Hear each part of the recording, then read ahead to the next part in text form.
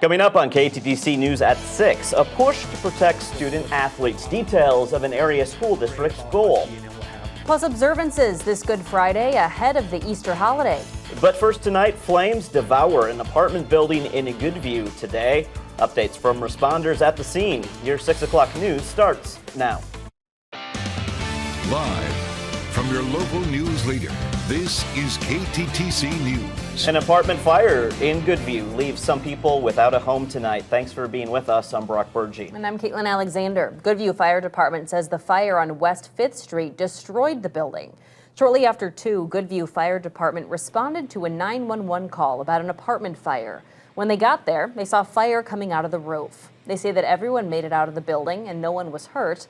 According to Ben Klinger with the Goodview Fire Department, the cause of the fire is still being investigated. We have the fire marshal on his way to investigate the cause of the fire. We don't know right now. Now, KTTC also heard from a neighbor of the building. I'm going down and I see the smoke and I'm thinking, oh no, like, you know, I was thinking it was one of the businesses because I've seen that happen. I come closer and closer and I'm like, oh no, it's my street. We also want to show you this footage sent in by one of our viewers, Caitlin Conway. We will, of course, continue to provide you any updates as they come in on this developing story to our newsroom. There's our Nick Jansen live on the weather patio for us tonight. Nick, a lot of folks looking forward to the Easter holiday weekend. What are we working with? Well, we're looking at temperatures right around seasonal averages here for the last couple days of March. So high temperatures will be in the mid-40s, a little cooler than what we experienced today. High temperatures warmed up into the 50s, and you can see a lot of that landscape not covered by snowfall anymore. So our snow depth continues to decrease with these temperatures well above the freezing point. Loosen out a live camera downtown on Broadway Avenue. Temperature right now at 51, wind out of the east-southeast. Now we have some cloud cover. I will say the sunshine's still peeking through those clouds out here on the weather patio. Wind out of the southeast at 15 miles per hour. We look at temperatures locally here, still some upper 40s, Umbrella, Red Wing.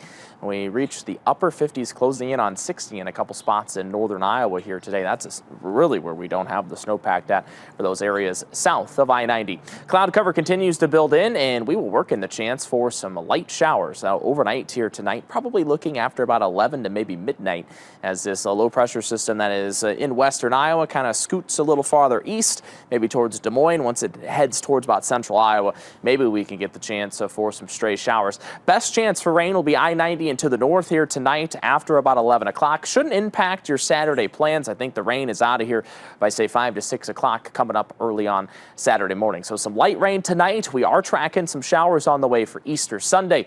We'll have details on that coming up in your full forecast. Back to you. Thanks, Nick. We've seen headlines over the past couple years about athletes experiencing cardiac arrest, like Damar Hamlin and Bronny James. A local school system is looking to protect its athletes before emergency strikes. The Rochester Catholic school system looking to supply its sports teams with portable AED units while on the road for their away games. Matt Rainier joins us in studio after speaking with the school district on why this effort, Matt, is so important. Brock, Caitlin, AED stands for Automated External Defibrillator. It's used to help those that are experiencing sudden cardiac arrest. This is something that RCS is looking to supply its teams with for several years now in the event that a player, coach, or even a spectator experiences a medical emergency. Cardiac arrest can happen at a moment's notice, and the Rochester Catholic School District is looking to better equip its teams when out on the road with portable AED systems. In those cases of emergency, you never want them to happen, but you always want to be prepared for if they do happen. You always want to have a plan in place. You always want to have the appropriate resources to make people feel safe and taken care of. And that's really what this is. It's peace of mind. Lord High School Athletic Director Eric Larson says the school district is looking to purchase 3 portable AED systems for its teams to take on the road. Lord High School baseball coach Dave Jensen says it was important to have these devices, not just for their players and fans, but for the other schools as well. And for us as a Catholic school, we want to make sure that we're providing whatever we can, not only for our own athletes and teams, but other teams, other spectators. And having the portable AED really just increases the likelihood that you can save someone's life. Larson says the goal for boosters and the district was to raise around $10,000. The recent RCS athletic fundraiser is a big help in its goal, and Larson added how the schools are continually grateful for its community support. We are very, very blessed at this community to have people that are so generous with their resources and willing to give to such an important cause. We're also fortunate of that community piece, you know, people willing to just show up and be a part of something that's bigger than themselves. I asked Larson if the school district is close to or at its goal for the funds needed for the AED systems. At this time, he could not provide me with those numbers. Live here in the studio, Matt Rainier, KTTC News. Thank you, Matt. Well, after nearly 80 years of serving the community, a Rochester staple is now up for sale. You may have seen it as you travel down North Broadway Avenue. It's the oldest Dairy Queen in Minnesota. Megan Zempel spoke with the owner today and has more on his decision to put it on the market. This iconic piece of Rochester history is now up for sale. The owner tells me that he's had years and years of great memories here, but now it's time to move on to the next phase of life. This Dairy Queen on North Broadway in Rochester is the oldest one in Minnesota. And now it's in a season of change. It went up for sale this week. Well, my grandfather opened this Dairy Queen in 1947. So this would have been our 77th year. Tim Spratty has owned it since 1996, and before that, his father and grandfather owned it. He says most of his family has worked here at one point in their lives. Quite a business for our family, and you know, it's been fun having, you know, generations of kids come through here working for us. For my grandfather, my father, and now me. And Spratty says the decision to put it up for sale doesn't come easily. Bittersweet, you know, it's time to retire, and my wife's retired now, and we just have decided to, you know, spend a little more time traveling and with our grandkids. The property is listed for $1.4 million. Spratty says he hopes the new owners will continue the Dairy Queen business, but he understands that may not end up being the case. With the urban renewal of the neighborhood and expansion with DMC, you know, there's been a lot of interest with property. We're talking to people from all over the state. One inquiry from outside of the state, and even some individuals. We had a great meeting this morning with a small business owner that was interested in the property as well. And if you were hoping to get one last blizzard from the location before it's sold, you may have to wait because it will not be opening this season. We have decided not to open this spring and just to see how things work out with the possible new owners. Spratty says he's grateful for all the memories. It's been a great run, and you know, hopefully the new owners will continue and you know, even improve on things. One interesting fact about this Dairy Queen location, at one point the dilly bars were handmade on site. If you are looking for a weekend Easter egg hunt, there are several happening in our area. Tomorrow there is an egg hunt at Oxbow Park and Zolman Zoo. That is at 11 a.m. or at Slatterly Park in Rochester. In the afternoon, you can have some Easter fun at LTS Brewing in Rochester from 1 to 3. Before Easter, it is, of course, Good Friday, a somber day for many Christians around the world today, marking the day Jesus Christ was crucified. Local Catholics took to downtown Rochester in observance of the day. The Co-Cathedral of St. John the Evangelist hosted a Way of the Cross procession. It started at the main entrance of the Government Center and then proceeded through the downtown Peace Plaza and ended at the Co-Cathedral and included prayers. But today, we're going to be silent, if possible. And, you know, just think about the cross, and you can think about, you know, one of the readings that we just had. The Co-Cathedral hosted a Good Friday service following that event. A note for parents of high school students if your child is planning to take that SAT test. There's a big change coming to the test they should know about. Watching your wallet is coming up next. We're tracking a stray rain chance here overnight tonight, looking from about midnight until close to 4 to 5 o'clock in the morning. We'll detail that and look ahead to maybe some wet weather on the way for Easter Sunday. First Alert forecast coming up right after this.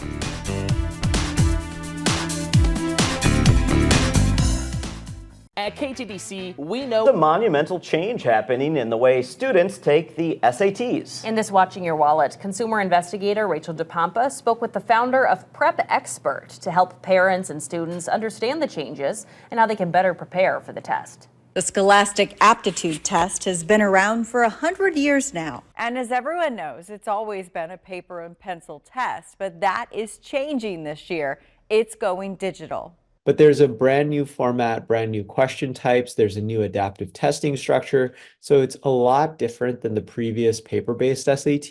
And it's really important that parents and students get familiar with this new exam because it is such a big change from what most parents and students are used to. We caught up with Dr. Sean Patel, the founder and CEO of Prep Expert, an online company that focuses on SAT and ACT online courses, helping students improve their test scores.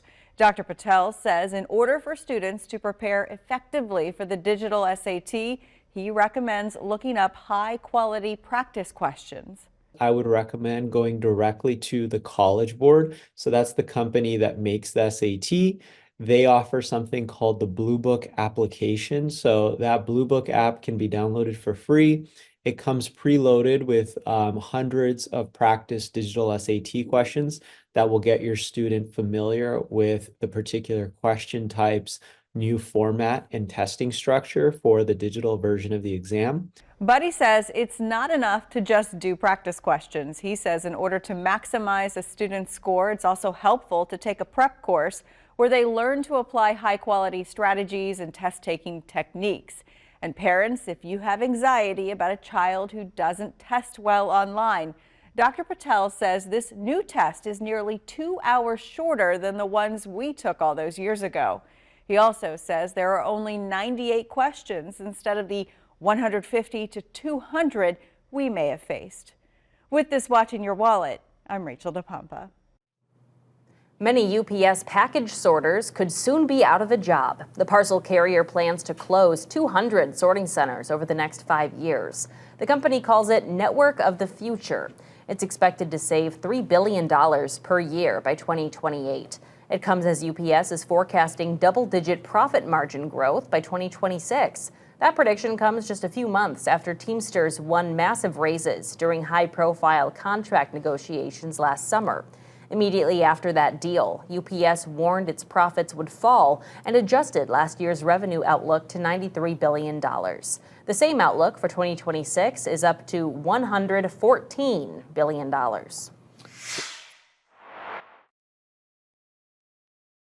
Immigrant workers. The Central Americans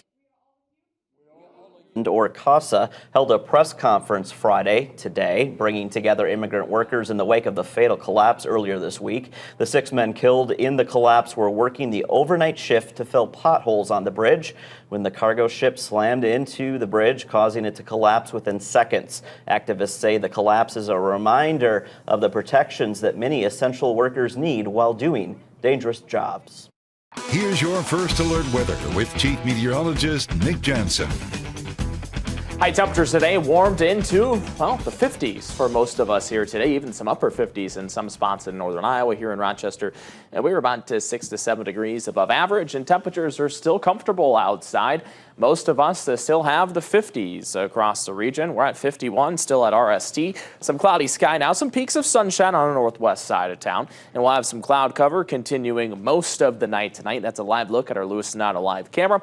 Wind tonight east about 5 to 15 miles per hour.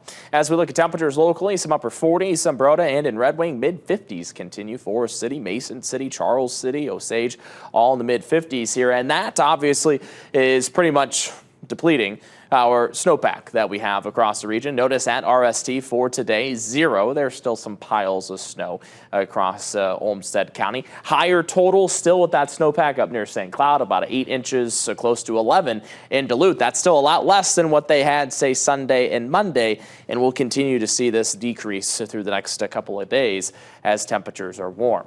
The latest drought monitor was released yesterday, and notice all areas in yellow here. So pretty much I-90 north were abnormally dry, so good news there with all the precipitation that we had, say, Saturday, Sunday, and Monday. Still looking at drought conditions continuing, severe drought in, say, southern Fillmore and Freeborn and Mower counties. Still extreme drought in some portions of northern Iowa. We do have some rain chances in the near future, though. That might be able to help some of those drought conditions for areas south of I-90. Our first rain chance tonight. Some stray showers. The only bad thing is I think most of the shower activity tonight is I-90 north. A better chance of rain comes on the way late to Sunday, extending into Monday. So some isolated showers, and then temperatures next week back to the 50s and 60s. Outside currently just picking up some cloud cover. Future track radar, that low pressure system, 2 different lows, but the main low out near Omaha, that continues to move east. Should give us enough instability for some showers later on tonight. And really looking at areas north of I-90, so looking at about midnight to maybe 2 a.m., and then we're done with the rainfall by 6 o'clock in the morning. So future track here for us tonight. Here comes that rain chance. I've mentioned areas really looking at I-90 and to the north here tonight for that rain chance. And then just notice throughout the day on Saturday, we have just some cloudy sky, maybe some peaks of sunshine into the afternoon. So Saturday, no rain on the way tomorrow. We'll see the chance for a couple isolated showers in late Sunday, extending into Monday, and maybe some minor mixing early Tuesday morning, keeping that threat of maybe a rain-snow mix early on Tuesday. Rainfall outlook tonight, probably staying at less than 1/10 of an inch for most of us here for tonight. So those showers not really impacting too much in terms of that drought. But we look through the next 5 days, we're in that light green. So we'll sit anywhere from about 1/10 to maybe 2/10 of an inch of rain through the next 5 days. So that'll be good to get a couple 1/10 of an inch of rain through, I'd say, at least next Tuesday to Wednesday, and then some dry conditions settle in by late next week. Tonight, we're at 34 for that overnight low here tonight. Some stray showers late tonight. Notice those lows above average by about 5 degrees. Wind anywhere from 5 to 15 here tonight. Tomorrow, 47 for the high, right on average for Saturday. Mostly cloudy, breezy throughout the day. Wind out of the northwest about 10 to 15 miles per hour. Here's a look at your 7-day forecast. Coming up on Easter, we do have the chance for some isolated showers. That probably looks to be late afternoon, extending into the evening. 49 for the high. Temperatures in the morning will start off near about freezing on Easter Sunday. Some showers possible then on Monday, and then a rain-snow mix on Tuesday. Notice any type of accumulation, wintry precip accumulation on Tuesday won't stick around long. 48 for the high Tuesday. Mid-50s return on Thursday, and back to the 60s. And I think we could see some 60-degree weather stick around for maybe 4 to 5 days. It's amazing where we came from weather-wise just a couple just think about it. That's what happens in March, right? All of a sudden, winter punches you real quick, and then we're kind of just right back to spring-like conditions. Boom, Easter. Boom. Here's spring. Here's spring, and temperatures are nice, and we're all looking forward to summer. Well, it's all like tiptoe very slowly out of the room and just go with that, right? Yeah, we don't need any April snowstorms. Yes. All right, Nick. Thank you. Nathan. Coming up in sports, Minnesota men's hockey is riding high after a thrilling tournament win last night. Hear from Coach Bob Motzko on their upcoming matchup. Plus, RCTC softball in action at the Dome. Highlights from the Yellow Jackets after the break. KTTC weather, sponsored by Carpet One.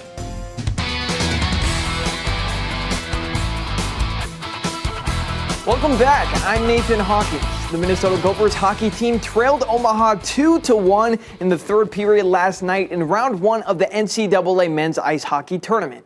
But they found a way, and now they turn their attention to the regional finals. They take on Boston University tomorrow at 5:30 with a spot in the Frozen Four on the line. Boston University is the top seed in the Sioux Falls region and the number 2 seed overall. Last year, these two teams met in the Frozen Four with the Gophers coming out on top 6-2. Minnesota head coach Bob Motzko didn't want to talk too much game plan after the emotional win last night. You ask me about BU, ask me tomorrow. I want to enjoy this one and watch some film, honestly. And We saw them last year. We know they got a ton of talent. They got one of the best players in the country. I'll have a better answer. I'll have a better answer tomorrow. Sticking with the Gophers, the WNIT, the 48-team tournament has dwindled down to 16 teams, and the Gophers are still fighting. They take on North Dakota State with a trip to the Great Eight on the line. These two teams met earlier this season back in November. The Gophers came out on top 75-53. The Bison look for revenge tonight in Minneapolis. Tip-off is set for 7 p.m. Let's head to the RCTC Dome where the Yellow Jackets took on Minnesota North Rainy River. Top of the third, Lake City native Mira Wells sends this to the center field wall. It's a triple for Wells, and it brings Aubrey Grover home. RCTC takes a 3-1 lead. Later in the third, the pitch over the head of the catcher. Wells takes advantage and steals a run, and the Yellow Jackets are in control. This one went to 9 innings, and Zoe Clark was on the mound for all of them. This strikeout, one of her 6 on the day. The Yellow Jackets scored twice in the 9th inning to pull ahead and win it 8-6. A busy weekend for RCTC. They have 2 more games tomorrow at the Dome. I'm sure those players for both softball and baseball looking to get outside on the real diamonds here soon. Yeah, I mean, as it starts to heat up, I'm ready to be outside as well. So yeah, once it gets a little warmer, I think. You bet. Hopefully the Dome not too much longer. Yeah, thanks, Nathan. Exactly. We'll be right back. So following Tom Overly's last evening newscast here at 6 last night, the KTTC team, we had a little bit of a surprise up our sleeve. Yeah, we, along with his friends and family, surprised him with a party at Mr. Pizza North. Tom had no idea, and we had a blast celebrating him. In the past 24 years, he's dedicated to KTTC. So a huge thanks to the team at Mr. Pizza North. You can see the gang all gathered there. We ate a lot, right? And that leads me to a quick welcome to Brock here on the 6 p.m. newscast. We are thrilled to have Brock joining us. Obviously, he does the 5 currently. He'll be at 6 and 10 with us. And I know for a fact that Tom is incredibly proud of you and is so excited for this next chapter for everyone. Well, very happy to be here. Again, this is home for me, just like it is for you. So I look forward to what's to come. All right. Well, thanks so much for joining us at 6 o'clock. We'll all be right back here at 10. Have a good night.